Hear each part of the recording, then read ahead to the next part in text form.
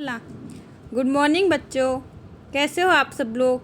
आज हम 6 चैप्टर पढ़ेंगे जिसका नाम है सुबह। ठीक है। यह एक सच्ची घटना के ऊपर आधारित है। इसमें एक विकलांग लड़की है जिसका नाम रेशमा है। उसकी जीवन शैली के बारे में इसमें वर्णन किया है कि किस तरह वो विकलांग होने के बावजूद भी अपनी हिम्मत नहीं हारती है, उसके अंदर इतना आत्मविश्वास है। ठीक है। वो उसके इरादों में कभी भी बाधा नहीं बनती है कि उसकी शारीरिक कमी है फिर भी उसके इरादे मजबूत हैं। ठीक है। इस घटना के बारे में वर्णन किया गया है। पोलियो की बीमारी से बच्चे विकलांग हो जाते हैं। तो आपने देखा होगा कि आपके घरों में बहुत सारी लेडीज आती हैं डब्बा लेके, वो बच्चों को, छोटे छोटे बच्चे होते हैं 5 साल से छोटे, उनको पोलियो की दवाई पिलाते हैं। तो पोलियो की जो बीमारी होती है उससे बच्चे विकलांग हो जाते हैं। तो इससे बचने के लिए सरकार ने अभी इसकी रस्सी चलाई है जिससे बच्चे विकलांग होने से बच जाते हैं। तो बच्चों को इस बीमारी से बचाने के लिए पोलियो की दवाई पिलाई जाती है। ठीक है। इस सच्ची घटना में पोलियो विकलांग बालिका रेशमा अपनी सूझबूझ और साहस से काम लेती है। इसमें एक लड़की है, रेशमा है उसका नाम। वो क्या है, बचपन में विकलांग हो जाती है। तो वो उसके अंदर शारीरिक कमी है, लेकिन वो उसके अंदर बहुत हिम्मत है। वो हिम्मत से काम लेती है, सूझबूझ से और साहस से काम लेती है। वो अपने को एहसास नहीं होने देती कि मतलब मेरे अंदर शारीरिक कोई कमी है। ठीक है। और इसकी सारी कमी उसके इरादों में कभी बाधा नहीं बनी। उसके जो इरादे हैं इतने मजबूत हैं कि वो कभी बाधा नहीं बनी। वो जिंदा दिली एवं परिश्रम से अपना जीवन कैसे जी रही है, इसका निरूपण इस घटना में किया गया। वो अपने जीवन में किस तरह से आगे बढ़ती है, कैसे कैसे काम करती है, इसका वर्णन इसमें किया गया है। ठीक है। समझ में आया। मतलब जिंदा दिली मतलब खुश मिजाजी है। समझ में आ रहा है। परिश्रम, मेहनत से, ठीक है, कैसे जीती है वो अपना जीवन, इसके बारे में इसमें वर्णन किया गया है। सुबह सुबह रेशमा ने देखा कि घर के सभी लोग सफाई में व्यस्त हैं। कोई सामान झाड़ रहा है तो कोई मकड़ी के जाले उतार रहा है। रेशमा ने सोचा जरूर आज कोई खास बात है। उसके घर में सुबह ही सुबह देखा उसने, रेशमा ने, कि सब लोग सफाई करने में बहुत व्यस्त थे। व्यस्त मतलब सब लोग बहुत काम में लगा हुआ, मतलब काम में जुटे हुए, उनको व्यस्त बोलते हैं। कोई सामान झाड़ रहा था, कोई साफ सफाई कर रहा था, कोई झाड़ू लगा रहा था, कोई सामान को झाड़ रहा था, धूल मिट्टी सब निकाल रहे थे। तो सोचा आज कोई खास बात है। माँ, आज कोई खास बात है। तो सब इतनी सुबह उठकर घर की सफाई में जुटे हुए हैं, मतलब जुटे मीन्स लगे हुए हैं।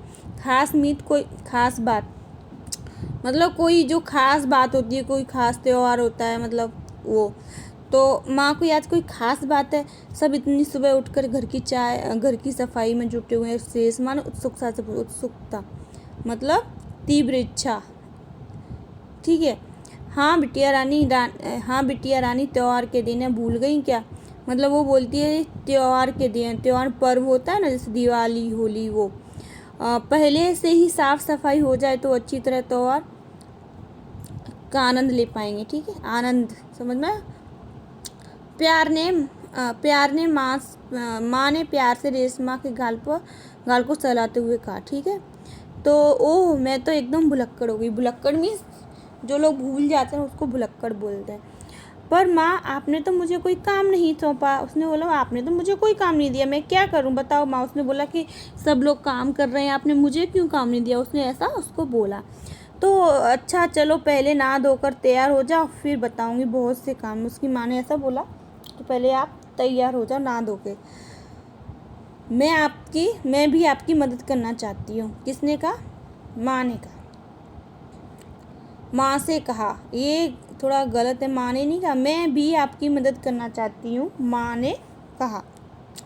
रेशमा ने रुआसे सुर में कहा, मदद तो मैं करूँगी, मदद तो मैं ज़रूर लूँगी, मैं तुम्हारे लिए कई काम सोच रहे हैं। रेशमा ने रुआसे सुर में कहा, मदद तो मैं ज़रूर लूँगी, मैंने तुम्हारे लिए कई काम सोच रखे हैं। नहा धोकर नाश्ता कर लो, फिर बताऊँगी। कहते कहते माँ ने रेशमा को उसकी पहिए वाली कुर्सी पर बिठा दिया। क्या वो पहिए वाली कुर्सी पर बिठा दिया?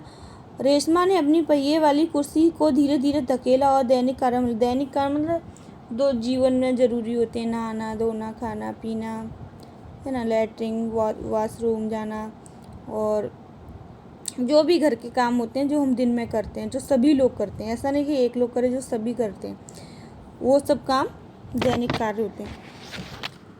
रेशमा जब 5 साल की थी तभी उसके दोनों पैर काम नहीं कर रहे। रेशमा कितने साल की थी? 5 साल की। तब उसको क्या पोलियो हो गया था और उसे बहुत दोनों पैर काम नहीं करते थे।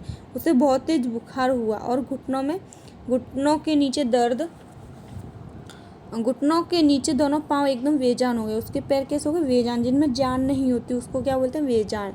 बहुत इलाज करवाया पर रेशमा के पाँव में जान नहीं आई। उसे पोलियो हो गया था। मतलब जिसके पैर पोलियो हो जाता है उसके पैर कैसे होते हैं? बेजान। उनमें क्या ताकत नहीं होती, जान नहीं होती है। रेशमा बहुत हिम्मत वाली लड़की, हिम्मत वाली, ठीक है। कैसी लड़की थी? हिम्मत वाली। शुरू में उसे ज़रूर दूसरों की सहायता लेनी पड़ी। जब वो छोटी थी तो उसको दूसरों की सहायता लेनी पड़ेगी क्योंकि वो काम नहीं कर सकती।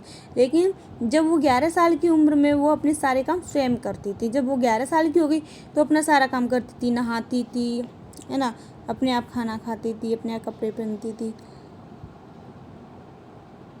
वो अपने परिवार पर अपने काम के लिए निर्भर नहीं रहना चाहती। मतलब वो जो काम करती थी अपना काम वो स्वयं करती थी, दूसरों के ऊपर निर्भर नहीं रहना चाहती थी। परिवार के सभी सदस्य, पिताजी, छोटा भाई गोलू, दादा दादी जी, सभी उसे बहुत प्यार करते थे। वह सबकी आंखों का तारा। आंखों का तारा क्या है? इसमें एक मुहावरा है। आंखों का तारा होना, बहुत प्यारा होना, ठीक है। माँ ने रसोई घर में सारे बर्तन डिब्बे बोतलें नीचे उतर कर साफ कर दिए थे। उसकी माँ साफ सफाई कर रही थी तो उसने क्या सारी बोतलें डब्बे सब नीचे उतार कर रख दिए। उन्होंने रेशमा को आवाज़ दी, रेशु अगर तुमने नाश्ता कर लिया हो तो काम है मेरा, हाथ बताओ। वो क्या उसको प्यार में रेशु बोलती थी। उसने बोला अगर तुमने नाश्ता कर लिया हो तो मेरे काम में हाथ बटाओ, ठीक है। हाथ बटाना, ठीक है। हाथ बटाने को क्या बोलेंगे? सहारा, काम में मदद करना, ठीक है। सहारा देना, काम में मदद करना, ठीक। हाँ माँ मैंने नाश्ता कर लिया। दूध का मेवे वाला दलिया बहुत अच्छा बना है। माँ मैं हाथ धोकर अभी आती हूँ। रेशमा अपनी कुर्सी को धकेलती हुए रसोई घर में पहुंची। रेशमा माँ को बर्तन डिब्बों पर लेवल लगा कर पकड़ाती गई। तो क्या काम में मदद की उसने? रेशमा ने क्या किया? माँ ने सारे बर्तनों को झाड़ पोंछ कर साफ कर दिया और रेशमा ने क्या किया? उन डिब्बों पर लेवल लगा कर पकड़ाती गई। और माँ ने क्या किया? उनको सभी को व्यवस्थित तरीके से फिर से वो स्थान पर रख दिया।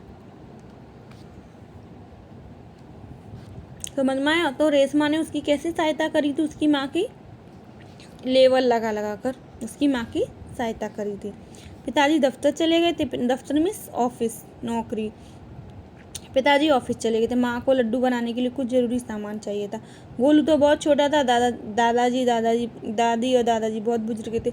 सब सामान लाए कौन? माँ परेशान थी। रेशमा ने कहा सामान मैं ले आऊँगी, बस आप मुझे सामान की लिस्ट और एक थैला दे दीजिए। उसने बोला कि उसका भाई छोटा था, दादा दादी बहुत बुजुर्ग थे, पिताजी दफ्तर चले गए। तो माँ को टेंशन हो रही थी कि अभी कौन सामान ले गया। तो उसने बोला माँ टेंशन मत लीजिए, मैं सामान लेके आऊँगी, आप मुझे सिर्फ लिस्ट दे दीजिए और एक थैला दे दीजिए। किसने कहा? रेशमा ने। तुम ले आओगी अकेली? माँ ने पूछा। हाँ माँ, एक बार मैं पहले तो लाई थी। रेशमा की आवाज़ में दृढ़ता थी, दृढ़ता में निश्चितता थी उसकी बात में, ठीक है। दृढ़ होने का भाव थी, दृढ़ कि हाँ वो लेके आएगी। तो ठीक है तुम ही ले आओ, लेकिन ध्यान से जाना। सारा सामान नुक्कड़ वाली दुकान से, नुक्कड़ मिस कोने वाली, मिल ही जाएगा। थोड़ी देर बाद रेशमा सारा सामान लेकर लौटी। उसने गोलू को आवाज़ दी, गोलू ये लो तुम्हारी टॉफ़ी लाई। तो वो गोली क्या लाई थी? टॉफ़ी लेके आई थी। गोलू टॉफ़ी पाकर बहुत खुशी से उछलना में कूदने लगा। कुछ ही दिन बीते थे। एक दिन शाम को रेशमा का घर दियों से झिलमिल प्रकाश में जगमगाने लगा। मतलब एक दिन, थोड़े दिन बाद क्या हुआ? दिवाली से पहले सफाई होती है, उसके बाद क्या दिवाली आती है। तो एक दिन उसने देखा कि उसको पूरा घर में वो लगे हुए हैं दीपक। उससे घर में पूरे में रोशनी हो रही, झिलमिला रहा है। तो पूरा मोहल्ला जगमगा रहा था। वहाँ रोशनी ही रोशनी थी। क्या ज़मीन क्या आसमान, मतलब कोई फ़र्क नहीं दिखाई दे रहा था कि ज़मीन कौन सी और आसमान कौन सा है, क्योंकि आसमान में बहुत सारे तारे होते हैं, ज़मीन पे भी उस तरह दियों की वजह से पूरे में उजाला दिख रहा था। ठीक है। दादी जी ने बताया कि दिवाली अंधेरे पर उजाले की जीत का त्यौहार है। क्या है उस दिन? क्या अंधेरा होता है, चंद्रमा छिप जाता है, अमावस्या होती है तो दिखाई नहीं देता है। तो उस दिन क्या लोग इतना दिया जलाते हैं कि कितना भी अंधेरा हो फिर भी हमको उजाला दिखता है। तो उस पर क्या उजाले की जीत होती है। बुराई पर अच्छाई और असत्य पर सत्य की जीत होती है। मतलब ये कितना भी बुरा काम कर लो लेकिन जीत किसकी होगी? अच्छाई की। ठीक है, असत्य कितना भी बोलो लेकिन जीत किसकी होगी? सत्य की। ओके। इस दिन रावण को पराजित कर भगवान राम अयोध्या लौटते हैं। उस दिन दिवाली का त्यौहार क्यों मनाते हैं? क्योंकि उस दिन भगवान श्री राम ने रावण को मारा था और वो अपने अयोध्या वापस आए थे। इसलिए अयोध्या वासियों ने उनके स्वागत के लिए अपने अयोध्या नगरी में घी के दीपक जलाए थे। ठीक है, उसी खुशी में यह त्यौहार मनाया जाता है। रेशमा और गोलू बड़े ध्यान से दादाजी की बातें सुन रहे थे। कुछ देर बाद सबने मिलकर पूजा की और प्रसाद खाया। गोलू अपने दोस्तों के साथ पटाखे छुड़ाने में मगन हो गया। रेशमा अपने दादाजी के साथ फुलझड़ियाँ जला रही थी। इतने में रेशमा ने क्या देखा कि गोलू ने जिस पटाखे को बुझा हुआ समझकर छोड़ दिया था उसमें चिंगारियाँ निकलने लगीं। गोलू की पीठ पटाखे की तरफ थी। रेशमा चिल्लाई, गोलू गोलू बच्चों, तुम्हारे पीछे पटाखा है। पटाखों के शोर से रेशमा की आवाज़ दब गई। बाकी लोग कुछ समझ पाते सबसे पहले रेशमा जल्दी जल्दी कुर्सी को धकेलती गोलू के पास पहुंची। उसने गोलू को जोर से धक्का दिया और वो खुद आगे निकल गई। क्या हुआ? गोलू है ना पटाखे चला रहा था तो उसने सोचा कि ये पटाखा तो खराब है, तो वो वहीं पे खड़ा रहा, लेकिन वो पटाखा में चिंगारियाँ निकल रही थी। तो गोलू की पीठ उधर थी, अगर पटाखा चलेगा तो गोलू जल जाएगा। इसलिए रेशमा को दिखाई दिया और रेशमा चिल्लाई कि गोलू हट जाओ, मतलब हट जाओ। तो बहुत सारा शोर मच रहा था, उसको सुनाई नहीं दिया। तो रेशमा ने क्या किया, वो खुद अपनी कुर्सी को आगे धकेलती ले गई और उसको धक्का मारा और खुद आगे निकल गई। ठीक है, रेशमा क्या आगे निकल गई तो गोलू को धक्का दिया और गोलू गिर गया। तो उसने गोलू को जोर से धक्का दिया और खुद आगे निकल गया। अपनी कुर्सी की गति के कारण धड़ाम जोर का धमाका हुआ। रेशमा की फुर्ती से गोलू को जलने से बचा लिया। जो उसने क्या किया, रेशमा की फुर्ती ने गोलू को जलने से बचा लिया। गोलू को कुछ समझ ना आया और धक्का किसने दिया और क्यों। गोलू को लगा कि ये धक्का किसने दिया है, इतनी मतलब उसको कुछ समझ नहीं आया और क्यों दिया है, वैसा कुछ समझ नहीं आया। तो धमाके की आवाज़ सुनकर माँ पिताजी बाहर दौड़े, क्योंकि जब बहुत ज़ोर से आवाज़ हुई तो माँ पिताजी बाहर आए। तो कुर्सी रेशमा के ऊपर थी और रेशमा नीचे। क्या है, जब उसने धक्का मारा तो कुर्सी एकदम फोर्स से आगे चली गई और कुर्सी उसके नीचे गिरी। तो रेशमा क्या है, कुर्सी रेशमा के ऊपर थी और रेशमा नीचे। पिताजी ने कुर्सी सीधी कर रेशमा को उस पर बिठा दिया। माँ भयभीत थी, मतलब माँ डर गई थी। बोली, कहीं चोट तो नहीं लगी रेशू? रेशमा ने उन्हें सारी बात बताई। सबने रेशमा की पीठ थपथपाई में शाबाशी दी उसको। गोलू रेशमा के पास जाकर नाटकीय ढंग से बोला, दीदी आज तो आपने मेरी जान बचा ली। आपका यह धमाकेदार धक्का मुझे हमेशा याद रहेगा। सभी लोग खिलखिलाकर हंस पड़े। रेशमा की शारीरिक कमी उसके इरादों में कभी बाधा नहीं बनी। वह आज भी उतनी जिंदा दिली और परिश्रम से अपना जीवन जी रही है। उसकी हर सुबह नई सुबह होती है। वह हर सुबह अपने काम में नए इरादे से जुट जाती है। मतलब वह एक ऐसी लड़की है कि उसकी जो शारीरिक कमी है वो उसकी ज़िंदगी में कोई बाधा नहीं बनती। अगर जैसे कोई विकलांग व्यक्ति होता है तो कुछ काम नहीं कर सकता कि उसको कमी महसूस किया, आज मेरे पैर होते तो मैं अच्छा काम कर लेता, लेकिन उसने ये कभी नहीं सोचा कि मेरे पैर नहीं है। जो काम साधारण मनुष्य कर सकता है वो इतना हिम्मत रखती थी कि मैं भी वो काम कर सकती हूँ। इसलिए उसके हर सुबह अपने काम में नए इरादे से जुट जाती थी वो। ठीक है, उसकी हर सुबह नई सुबह होती थी।